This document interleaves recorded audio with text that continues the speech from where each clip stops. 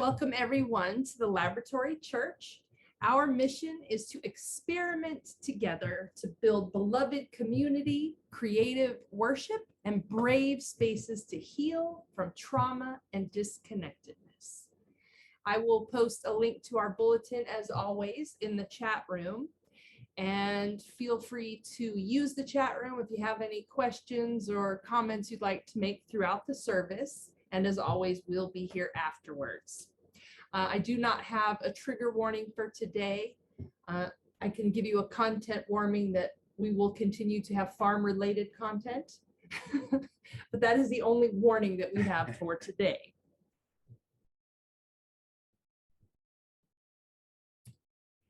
Now join with us as we light these candles as a symbol of entering a sacred space together with the fire of the Holy Spirit as our guide and mediator.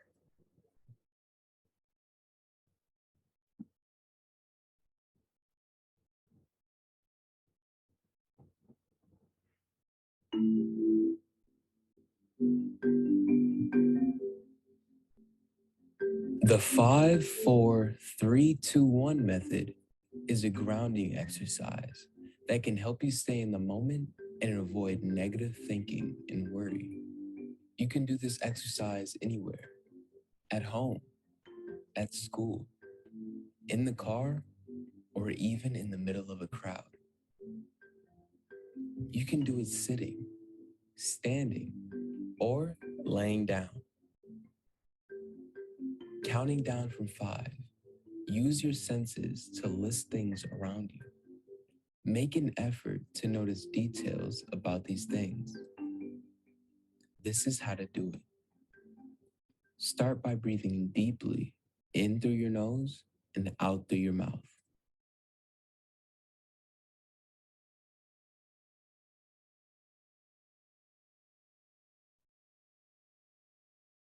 Then slowly look at your surroundings. Find 5 things that you can see around you. Maybe you see a colorful poster on the wall, the spider web on the bookshelf, the lamp on the nightstand with the red shade, the cat sleeping peacefully on the chair, the cactus on the dresser that has finally bloomed. Then list 4 things that you can touch. The warm mug in your hands, the soft comforter on the bed, the denim of your jeans, the scratchy carpet under your feet. Next, listen for 3 things you can hear. Maybe the ticking of a clock, the quiet hum of your computer,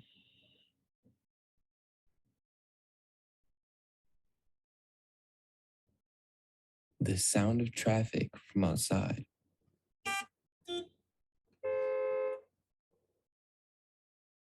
Now try to find 2 things that you can smell. The tea in your mug, the clean scent of your clothes. Finally, list 1 emotion that you feel. This is a way to ground yourself so you can feel present in the moment and in control of your surroundings. Now you try.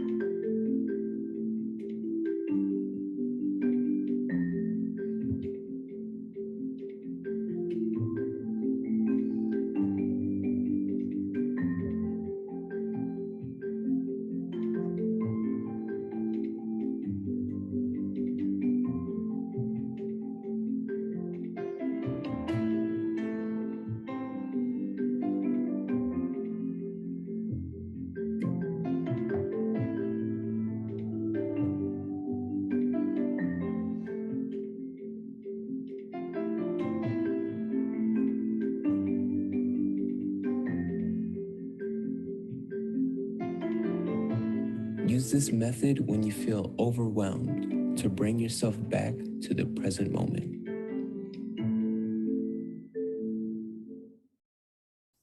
Well, thank you for that centering. That was a great way to bring us back into the room and bring us into our bodies and into the present.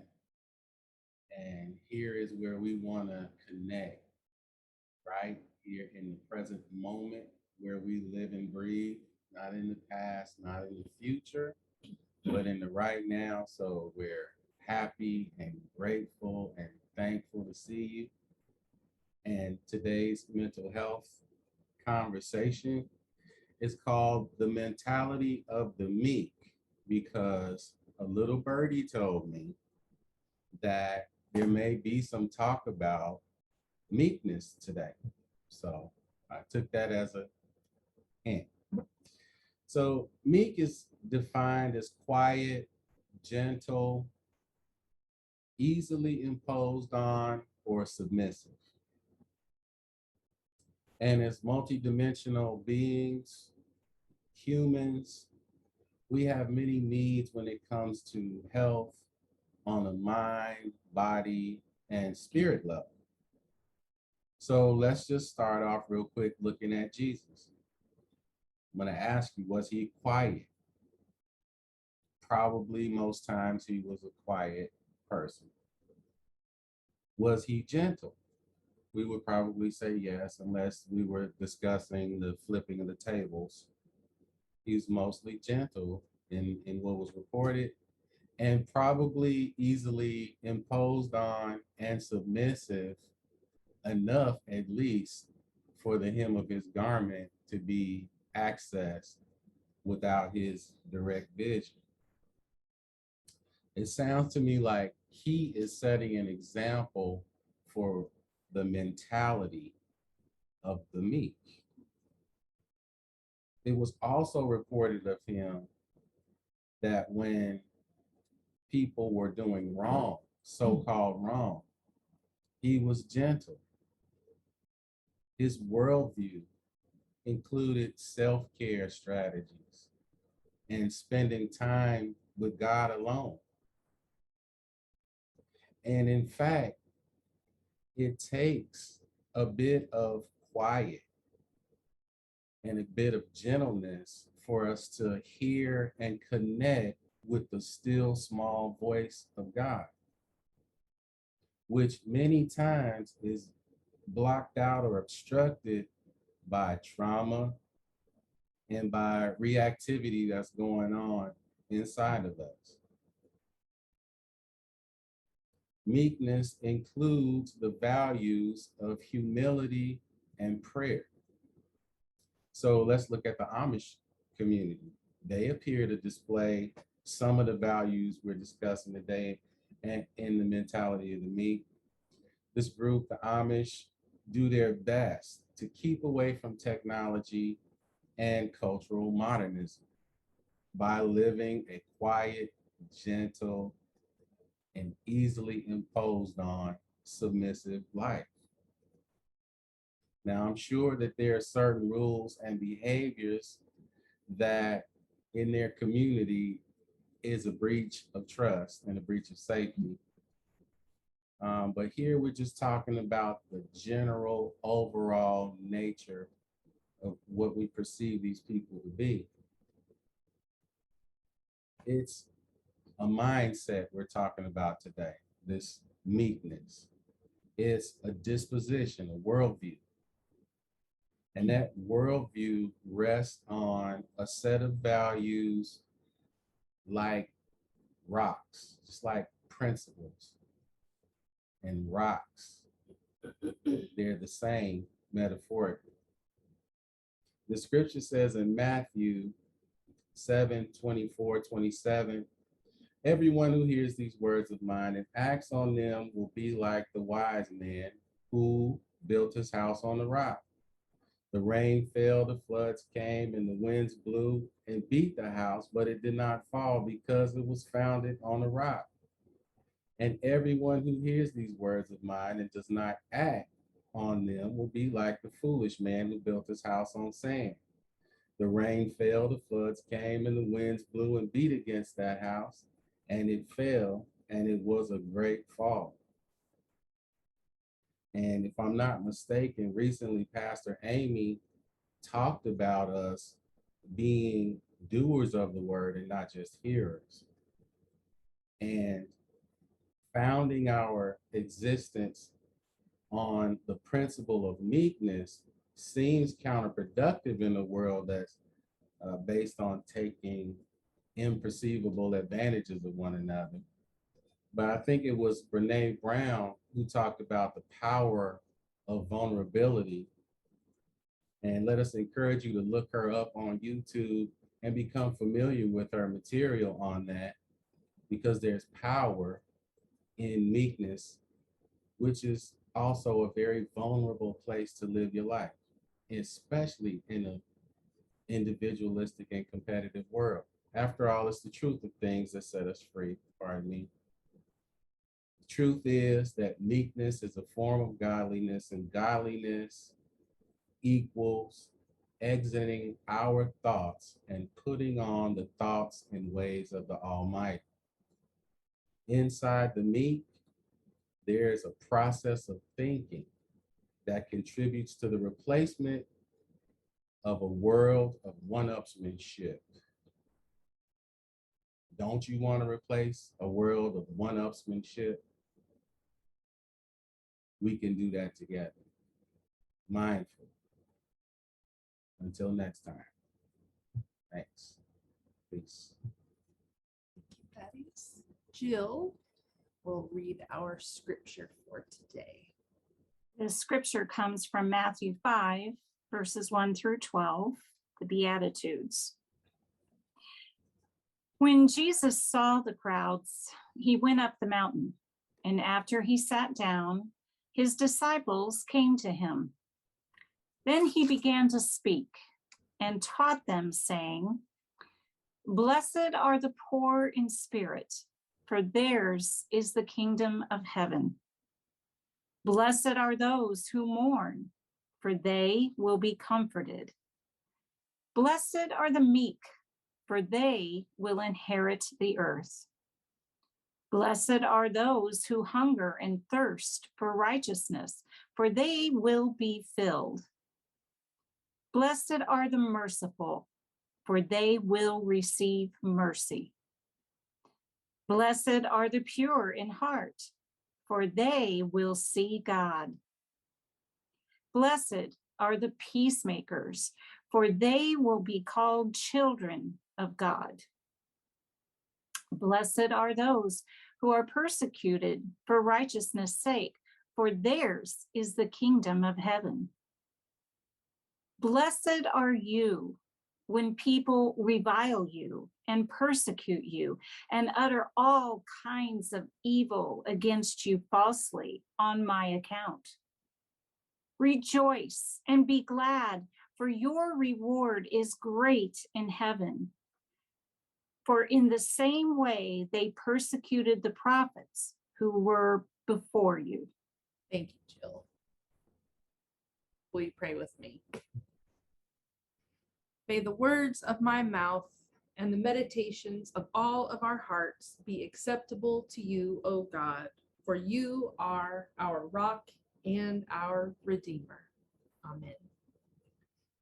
The last time I spoke about the Beatitudes, I compared the Matthew version and the Luke version in order to sort of contrast their tone. I spoke about the poor in spirit as well as the materially impoverished, and those who hunger for righteousness as well as those who are physically hungry. If you recall, Matthew's version gives an out for those who are materially secure in this world to focus on their spiritual self and minimize or even ignore their physical security and possibly even great wealth. Luke's version, however, brings the actual physical realities to the main focus and outright condemns those who have it easy now. proclaiming that they will experience difficulty. Now, recall that I reiterated that this is not a passage about revenge or getting the opposite no matter what, but instead was directed at those who would not change their ways. They continued to be selfish and refused to have concern for others.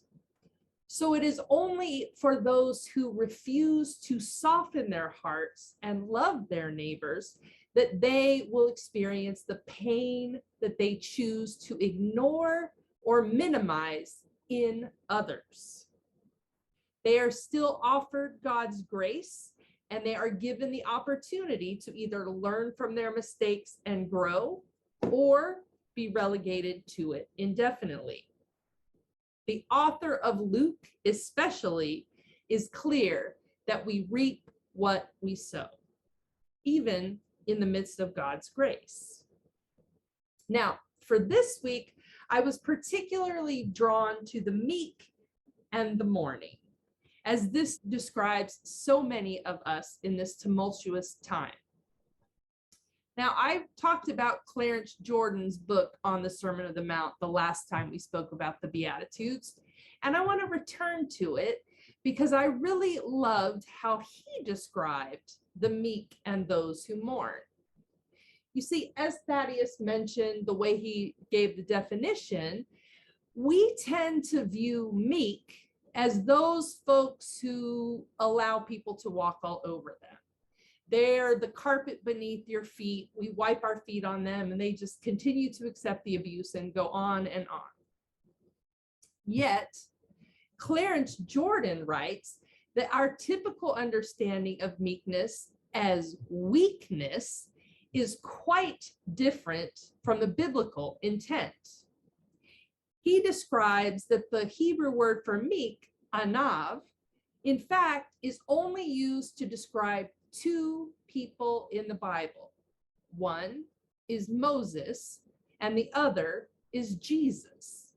Meek, in this case, he asserts, means those who have fully surrendered their wills to God and have learned to do God's bidding, even if it goes against their own personal desires or the will of the people around them and cultural expectations.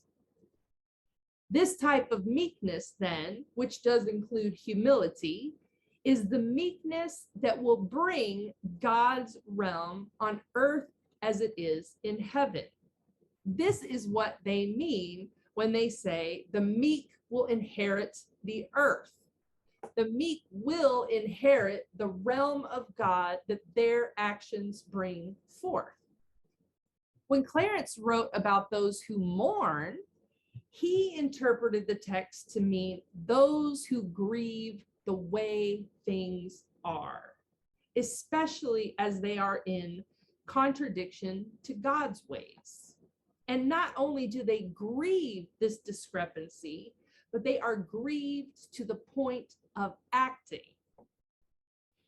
These actions that they take on behalf of the harm that they are grieving is then supported and backed by God's own power. And this way they are comforted. And even in their comfort, they are still upsetting the power balance of today and causing discomfort for those who do not want this change to happen. As I was thinking about a story that might embody this type of meekness and this type of mourning, Thaddeus reminded me of a Sunday when we were watching Growing a Greener World. I'm sure you all have seen it at some point. It's on PBS, and they talk about different types of gardening and farming. Well, in this particular episode, it was about an NFL football player, Jason Brown, who gave up the world of NFL competition in order to answer God's call to start a farm. So I'm going to mix it up this week, and instead of talking about it, I am going to share this video with you now, and we are going to enjoy the inspiration and learn from it together. Jason Brown is a huge man. That's the first thing you notice. 6'3", 325 pounds. When you meet him, you can't help but be dwarfed by him. His hands are enormous and incredibly strong. You think to yourself, this guy could play football, and you'd be right. Jason Brown was drafted by the Ravens in 2005 after a collegiate career at the University of North Carolina, in which he didn't miss a single game. After 4 seasons in Baltimore, he signed with St. Louis to play for the Rams. But he wasn't just some third-string bench warmer. Jason Brown was the highest paid player in the league at his position. He played center, one of the sport's most specialized jobs, and one that can lead to a long and lucrative career for the elite few who do it as well as Jason. But at that level, the pressure of pro football can sometimes hit harder than a blitzing linebacker. It's the only job where every single year you know that they're going to draft a whole bunch of strong, strong-willed young men to come and gun for your job and for your position. And so it really is dog eat dog, survival of the fittest. And the thing is that the NFL stands for not for long. It's a very stressful job. Everyone sees everything of what you're doing, every play, every snap, every practice rep. And so the thing is, it's something that I struggled with because I felt as though I was carrying the weight of a lot of people's hopes on my shoulders, especially when we lost. I don't like that feeling as though I'm letting people down. In the prime of an NFL career and with a $35 million contract on the table, Jason Brown suddenly called an audible. I began some soul searching. I was literally going through a midlife crisis at the age of 27 years old, all right?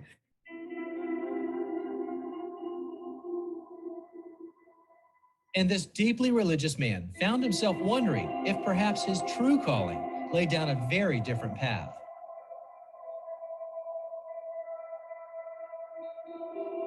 I had to ask God, what would you have me to do with my life? More so than anything else. In order for me to have a fulfilling life, all right, even beyond football, what would you have me to do with my life to make sure that I'm being a good servant, to make sure I'm being a good father, a good member of my community? And God pointed me towards agriculture. He said that he wanted me to be a farmer. I was like, whoa, like really? Like that's it? My agent doesn't like for me to, recollect it like this. But he said that I believe you're making the biggest mistake of your life. Because what young kid is going to tell a head coach in the NFL, no, coach, I don't want to come and play for you, a winning team, and make millions of dollars. I've got to turn all of that away so that I can go be a farmer.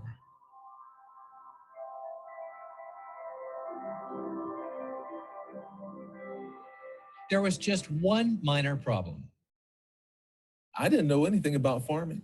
I grew up with a little bit of a green thumb, did a little bit of landscaping with my father as far as planting shrubs and trees and flowers here and there. But as far as doing it on a large scale, no. Like this was totally brand new to me. So Jason did what most of us do these days when we need a little how-to help. He started looking for videos on the internet. When I share with people that I started learning farming by watching the videos on YouTube, I get a lot of laughs and chuckles, but it's true. And that's actually what works best for me, because in my football career, we watched a lot of film, and like hours and hours of film every single day. And what I would do is I would emulate what I saw. I would be able to dissect it, break it down, and then transfer that right over to the football field. Well, the farming, I can watch a video, I can break it down, I can dissect it, and then transfer it over to the farm field. I mean, so it was very natural. But it was still an uphill battle, because even though God told him to be a farmer and YouTube taught him to be a farmer, Jason and his wife Tay still didn't have a place to actually be a farmer. Because at that moment, we were still looking for land, all right? And the most acreage that came about was maybe 100 acres or a couple of hundred acres, here and there. And, we were going to settle for a nice, mid-sized farm. And then all of a sudden, a large tract of land became available on the way to go travel and look at that farm. We drove past this farm right here.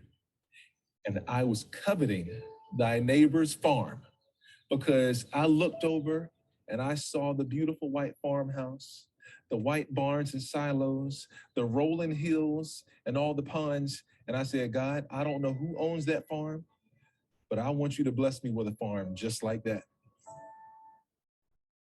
We went to visit that other farm 2 more times, and I said the exact same prayer.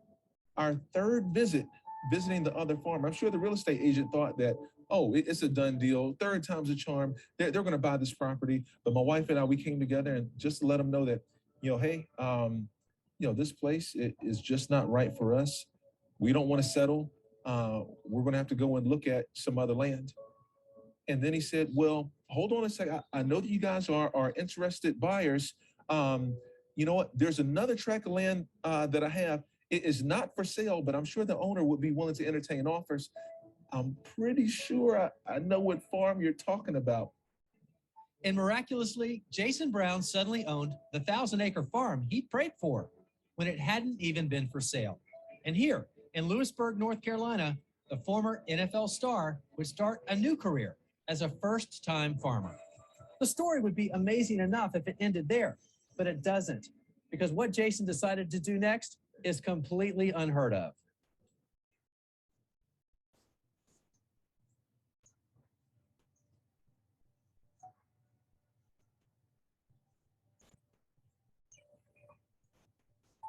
We made a covenant. We said, God, whatever place you bless us with, we're going to name it First Fruits Farm.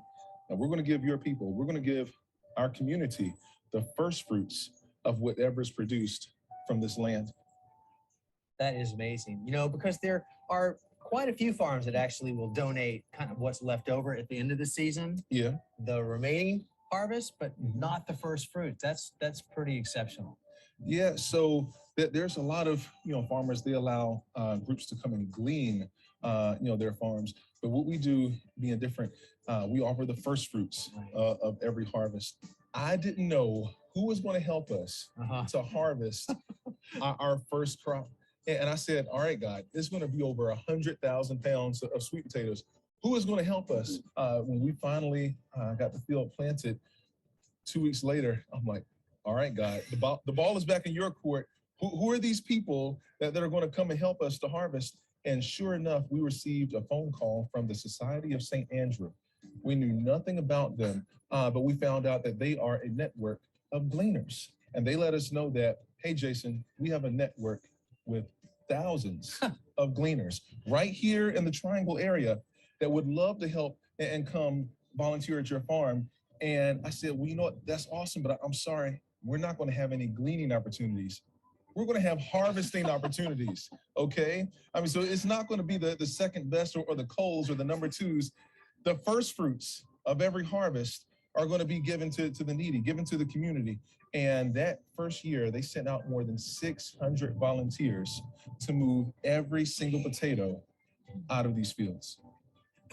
Yes, it is mind-boggling. Yeah. And how much did they harvest that year? Over 120,000 pounds of sweet potatoes and more than 10,000 pounds of cucumbers. So now you've been at this a few years, not many, but you've done more than well over 120,000 pounds. What are you up to? Yeah, to date, we're over 850,000 pounds of food. And how much of that have you donated? All of it. I get it from the standpoint that you wanted to donate the first fruits, and your accountants are probably cringing a little bit, but they're going, But when we look at the business model, and it's not just the first fruits, it's all the fruits. It has been all the fruits. 850,000 pounds. Is that you're okay with that business model? Here's the thing. There are people that have come up to us before in the past, and they said, we want to purchase some food from your farm, and God placed it on our heart to not sell anything, and at least for those seasons, because it's kind of for us, we were paying it forward. Yeah. There are some markets that we're going to be looking into, possibly fulfilling to help make sure the farm is sustainable. Yeah. And that we're able to, bring in enough to help sustain all of those overhead costs, for the farm. But when God tells you to give it away, I mean, I can't argue with that. All right. Has he told you to change the name from First Fruits Farm to All Fruits Farm? No, it's still First Fruits Farm, because in the First Fruits, we know that we're giving our best. We know that we're giving from our hearts. Right. And that's what it's all about. That is what it's all about. Yeah.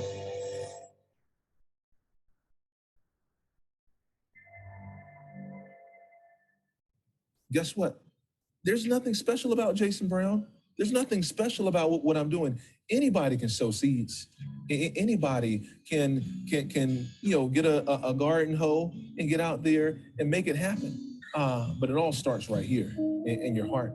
And so that's one thing that we want more so than anything else, is to inspire people to get back to the dirt, to get back to their roots, to get back to the land that God has blessed us with. We have purchased a flock of dwarf Nigerian goats in the hopes of, just raising some awesome goats, making some good milk. And my wife, she wants to make some goat milk ice cream, right? Well, the very first night that we brought those goats back here and put them in our pasture, we were devastated by coyotes. And that very first night, they killed one of our goats. The second night, they came back and they killed 2 goats. I was heartbroken because I didn't know what I was going to do. And so that Wednesday night, I went to church and just defeat all over my face. And one of my country church members, whose name is Donald Ray came up to me and put his arm around my shoulder. He said, "Jason Brown, I want to give you a donkey." And I was like, really? Like, really? Like, that's the most weird and random gift that you can offer anyone, okay? How many times have you been offered a donkey, okay? And literally when he said that, I was feeling like a jackass myself. But little did I know is that a donkey is the perfect pasture protection animal to have out there and protect my goats, all right? And so I can't make this up. My first year out here at the farm, because everything of what we had, went into purchasing the land, didn't have any seed money. And I'm out there on that tractor trying my best to work the land and to work the farm. And the sun was beating me down. Mosquitoes and mayflies, they're biting me. I'm breathing in all this soot and dust. And I had enough. I said, "God, I'm out here working on your farm. I don't know how you're going to do it, but you know what? By this time next year, I'm going to need a brand new tractor." And I left it at that. Shortly thereafter, we had our first harvest, here on First Fruits Farm.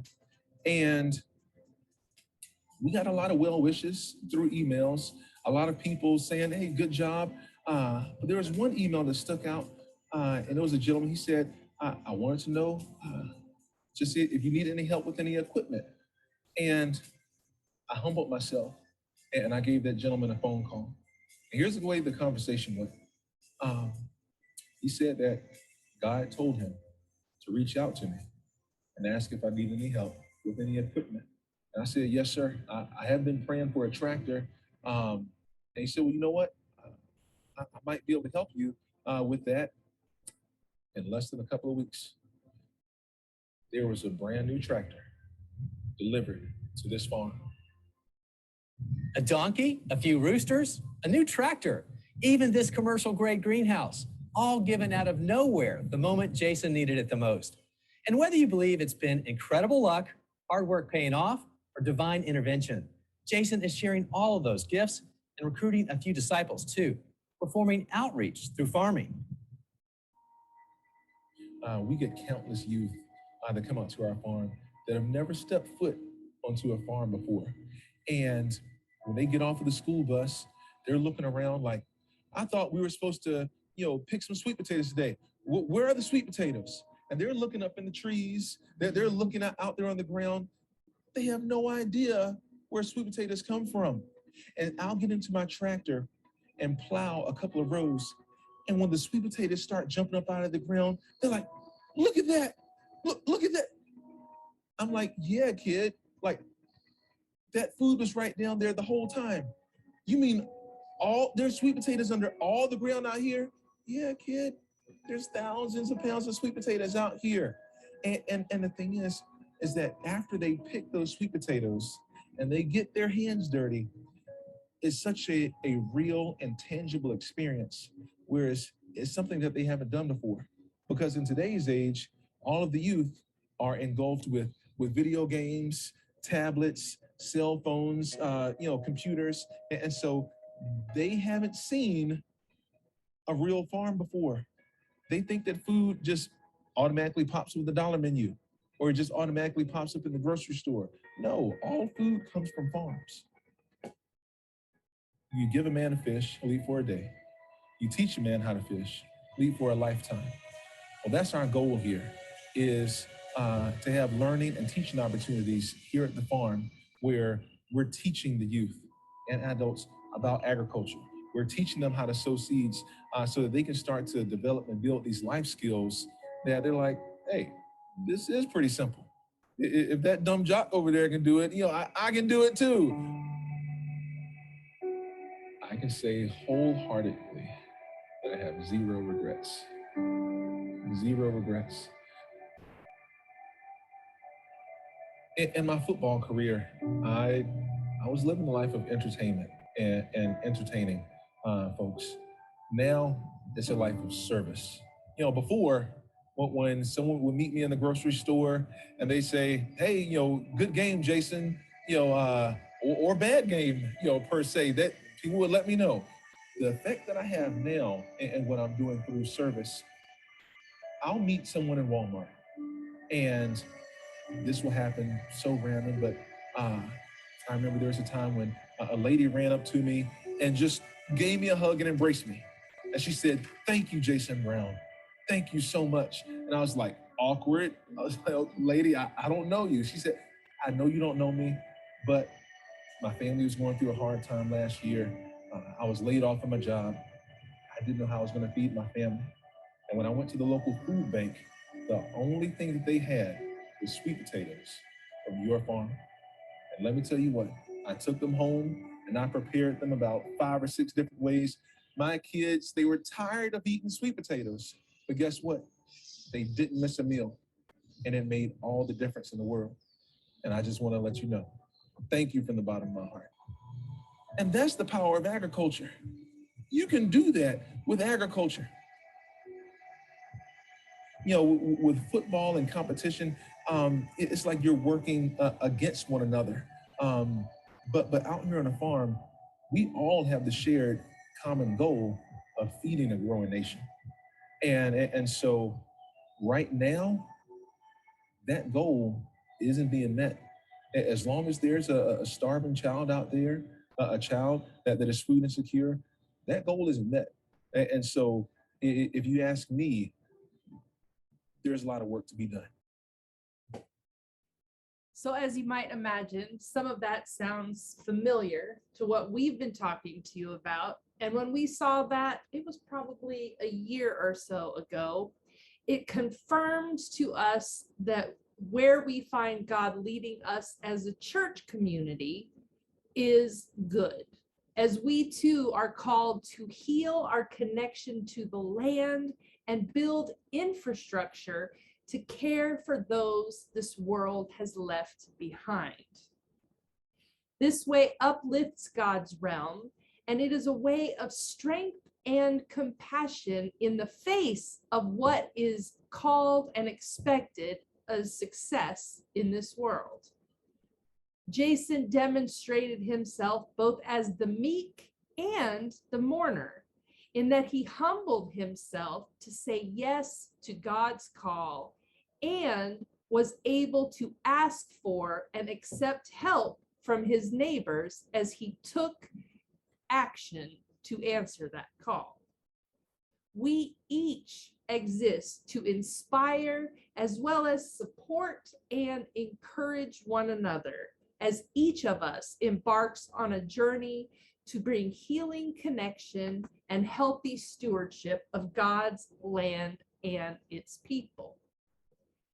May we each answer God's call to bring the realm of God on earth as it is in heaven with love and compassion.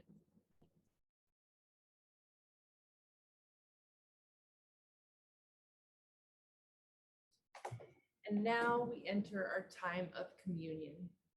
If you don't have your bread and cup, please feel free to get it now or substitute whatever you need. So today is World Communion Sunday.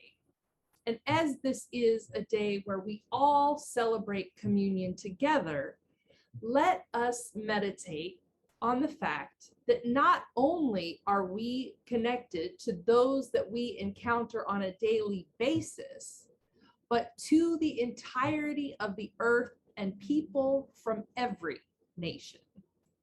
When we talk about healing our connection to God's land, this includes how our use of the land and its resources affects our neighbors around the world. Today, as we gather to share in this holy meal at the table Christ prepared for us, let us share with our siblings from around the world and hear the words of institutions in multiple languages.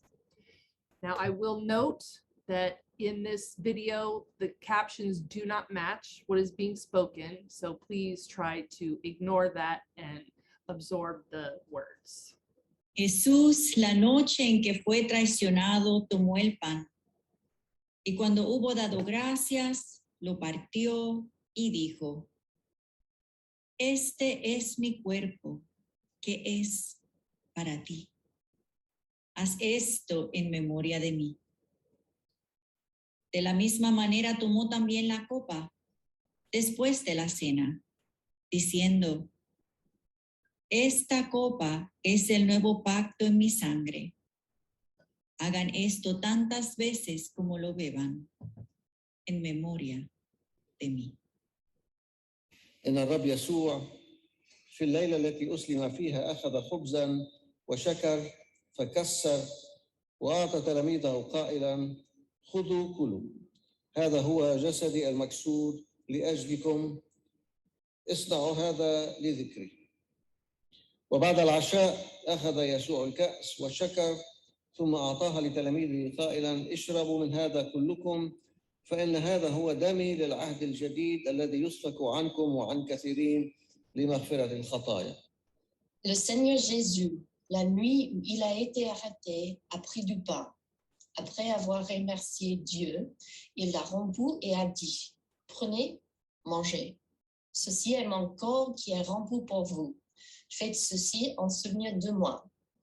De même, après le repas, il a pris la coupe et a dit: Cette coupe est la nouvelle alliance en mon sang. Faites ceci en souvenir de moi toutes les fois que vous en boirez. Jesus, on the night when he was betrayed, took a loaf of bread. And when he had given thanks, he broke it and said, This is my body that is for you. Do this in remembrance of me. In the same way, he took the cup also after supper, saying, This cup is the new covenant in my blood. Do this as often as you drink it in remembrance of me. And now Jill will lead us in prayer. This prayer is an excerpt from the Africana worship book. Jesus prayed that we might be one in spirit, one in mission, in union and communion with each other and with you. On this World Communion Sunday, give us eyes to recognize your reflection in the eyes of Christians everywhere. Give us a mind to accept and celebrate our differences. Give us a heart big enough to love your children everywhere. We thank you for setting a table with space enough for us all. Amen. Amen. So eat and drink together.